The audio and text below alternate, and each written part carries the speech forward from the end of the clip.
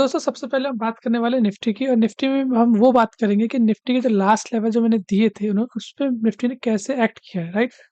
तो जैसे कि मैंने पहले ही बोला था, ये लेवल तुम्हारा 2 हफ्ते पहले से चलता आ रहा है कि 25,375 एक वीकली रेंज होगी हमारी और एक शॉर्ट टर्म टॉप होगा। तो आप देख पा रहे हो कि जस्ट इसके ऊपर मार्केट पहले तो यहाँ पे रेस्ट ले रहा था, फिर बाद में ऊपर निकल गया, फिर इसको सपोर्ट की तरह एक्ट करने लगा, राइट?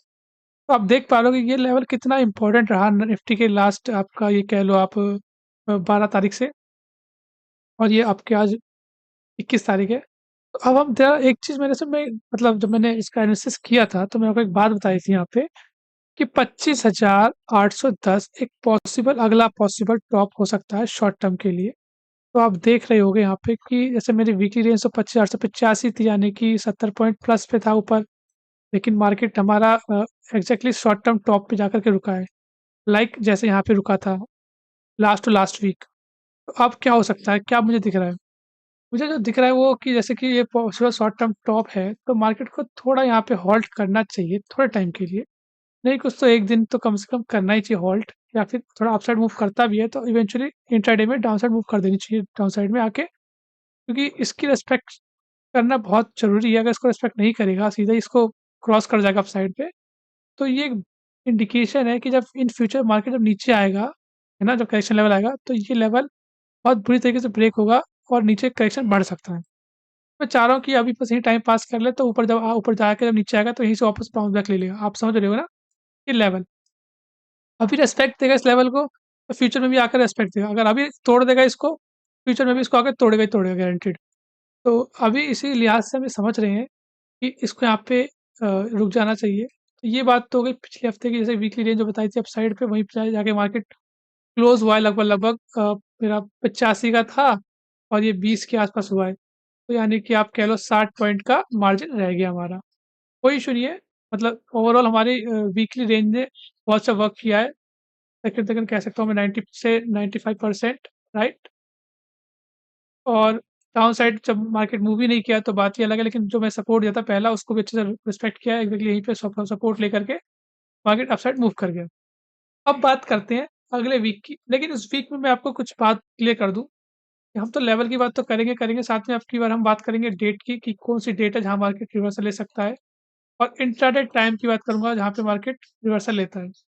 वो टाइम आपको तो मैं नॉर्मली अपनी लाइव स्ट्रीम में बताता ही हूँ या फिर इंट्राडे में अपडेट करता रहता हूँ, लेकिन एक मैं मंडे का व्यू आपको दे दूंगा इस वीडियो में, ताकि आपको पता रहे कि मार्केट क्या कर सकता है, क्या नहीं कर सकता है। तो अब फटाफट से हम लोग एनालाइज़ करने वाले हैं कि निफ्टी हमारा नेक्स्ट वीक क्या करने वाला है, क्या लेवल्स हैं, क्या डेट्स हैं, क्या टाइम है, ठीक है?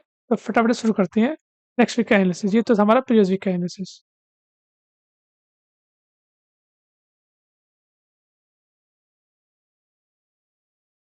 तो गाइज़ ये मैंने आपके सामने कुछ लेवल्स प्लॉट किए हैं, मैं समझाता हूँ। ये वीकली रेंज है नेक्स्ट वीक के लिए।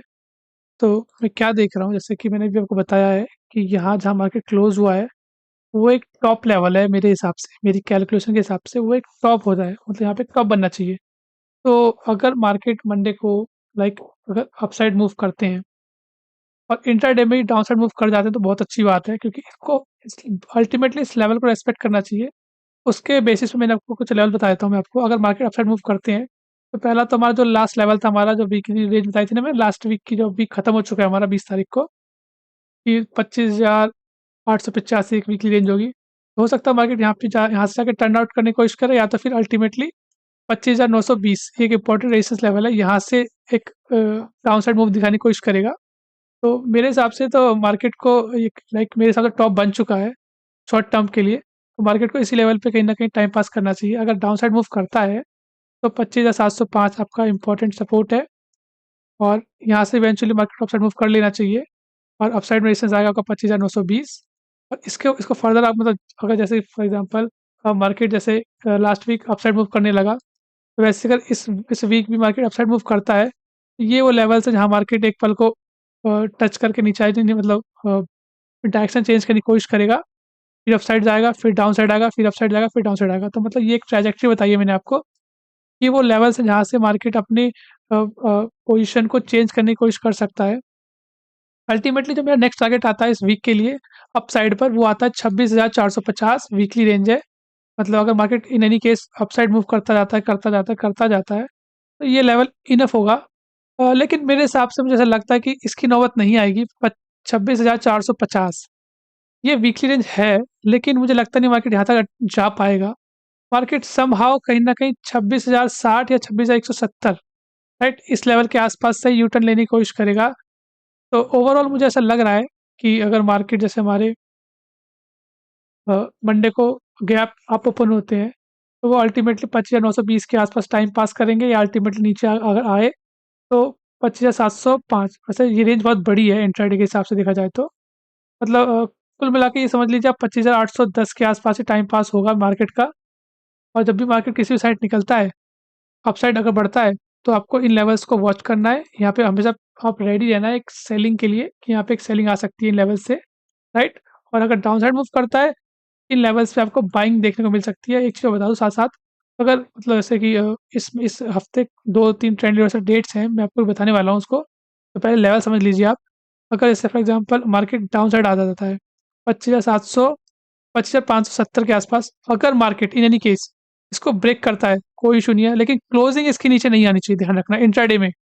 अगर इंट्राडे में किसी दिन क्लोजिंग देता है इसके नीचे, तो मार्केट यहाँ से स्ट्रॉन्ग तो रहा नहीं, वीक नहीं बोलूँगा मैं, स्ट्रॉन्ग नहीं रहा मार्केट। तो मार्केट धीरे-धीरे वीक की तरफ बढ़ रहा है, लेकिन अल्टीमेटली अगर 25,300 के लेवल को ब्रेक करता है, तब मैं फुल्ली कहूँगा 100% या 90% कि मार्केट अब वीक हो चुका है, राइट? इस लेवल के ब्रेक होने से मैं बोलूँगा कि मार्केट स्ट्रॉन्ग नहीं है, मतलब अपसाइड की उसमें हिम्मत नहीं बची है, लेकिन वीक भी नहीं है। तो वो कहीं न कहीं साइडवेज़ होने की कोशिश करेगा, और तब वो डिसाइड करेगा कि वो अपसाइड मूव करे या डाउन साइड मूव करे।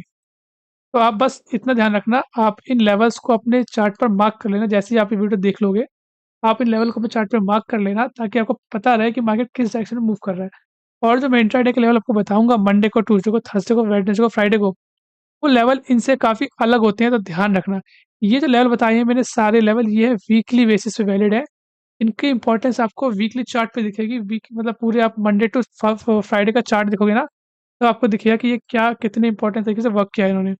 लेकिन जो मैं इंट्राडे लेवल बताता हूँ आपको, मंडे को लेवल बताया मैंने, ट्यूसडे को बताया, वो खाली उस पर्टिकुलर डे के लिए वैलिड होते हैं। हाँ, कुछ लेवल जो उस दिन नहीं आ पाते हैं, वो नेक्स्ट डे के लिए शिफ्ट हो जाते हैं, लेकिन आप ध्यान रखना इस बात का। तो अब बात करेंगे कि वो कौन-सी डेट्स हैं जहाँ मार्केट हमारा रिवर्सल ले सकता है।